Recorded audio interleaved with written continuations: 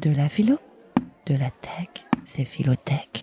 Emmanuel, tu évoques régulièrement dans tes chroniques le poids du narratif dans notre compréhension de ce qu'est l'éthique appliquée au système d'intelligence artificielle. Tu nous alertes ainsi sur la difficulté à nous extraire de ce discours qui conditionne nos comportements. Du coup, comment peut-on réellement faire preuve d'esprit critique alors que ce conditionnement existe partout ? Alors il y a en effet un monde entre promouvoir l'esprit critique et le pratiquer.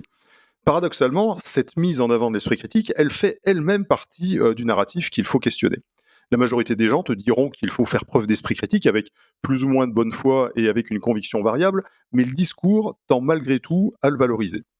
Pourtant, quand on y regarde de plus près, eh bien, on s'aperçoit que l'esprit critique, ça n'est pas vraiment bienvenu dans la limite où, pratiqué correctement, eh bien, il favorise une certaine réserve à l'égard du discours, ce qui peut sembler aller à l'encontre de la volonté de créer de la confiance. En effet, l'esprit critique, eh bien, c'est de la méfiance. Alors pas de la défiance, mais une capacité à rester alerte, à prendre du recul sur ce que l'on entend, on lit ou on voit. Alors, en matière d'éthique appliquée au système d'intelligence artificielle, j'ai l'habitude de dire que la tendance est aux prosélytes non pratiquants. On peut clairement faire la même constatation au sujet de l'esprit critique. Oula, des prosélytes non pratiquants. Fait rêver, j'en connais quelques-uns autour de moi. Mais du coup, ça veut dire quoi ? L'esprit critique, c'est juste une utopie ? Non, c'est pas de ceux du studio. Je vois qu'ils me parce des que là, regards à côté. Quand je dis autour de moi, c'est dans mon entourage, pas vous, forcément. Bref, revenons à nos moutons. Donc, est-ce que ça veut dire que l'esprit critique, finalement, Emmanuel, c'est une utopie, quelque chose d'inatteignable ? Je n'irai pas jusqu'à dire que c'est une utopie, mais ça reste un idéal. Et comme tout idéal, eh bien, c'est difficile à atteindre. Ce qui ne veut pas dire que c'est impossible. Une première condition pour pratiquer l'esprit critique, c'est d'ailleurs de savoir que ce n'est pas chose simple et que l'ambition, eh bien, elle doit être mesurée. Faire preuve d'esprit critique, c'est se mettre en danger. C'est remettre en question certaines légitimités présumées, voire certaines autorités. C'est prendre le risque d'être ostracisé. Ah oui, rien que ça. En faisant trop jouer notre esprit critique, on pourrait finalement se retrouver isolé, mis au banc de notre groupe social. C'est pour cela que tant de personnes n'en prennent finalement pas le risque et reviennent dans le confort de la conformité.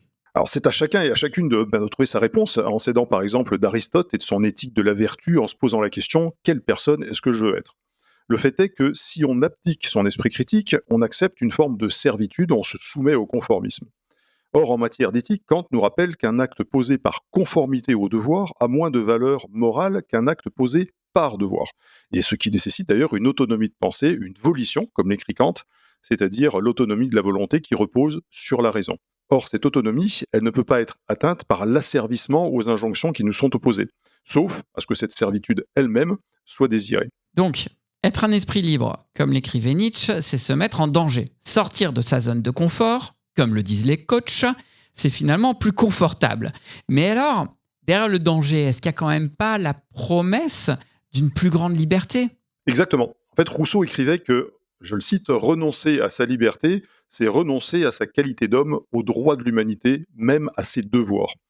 Et cette liberté, eh bien, elle passe par l'esprit critique. C'est pour ça d'ailleurs que Michel Foucault invitait à ce qu'on appelle le jeu parésiastique, c'est-à-dire, je le cite, « au courage de la vérité chez celui qui parle et prend le risque de dire, en dépit de tout, toute la vérité qu'il pense ».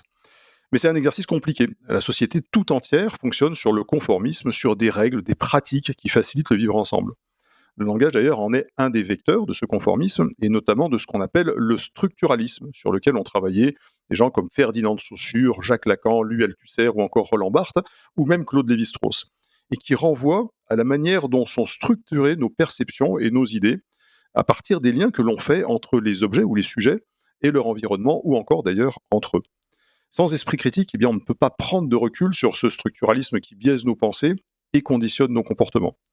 Au final, il faut se libérer de ce structuralisme en trouvant un juste équilibre entre esprit critique et conformisme. L'idée, ça n'est pas de contester pour le plaisir de contester, mais de rester vigilant, de garder le contrôle de notre volonté tant que faire se peut. Et c'est là que le questionnement, notamment sur le narratif, prend toute son importance. Mais la plus grande difficulté, ça reste d'être capable de prendre du recul sur son propre savoir et les limites de ce savoir, d'accepter nos failles, de les assumer et de les prendre en compte. Et tout ça, seul l'esprit critique, le vrai, nous le garantit. French Tech, esprit critique pour Tech Éthique.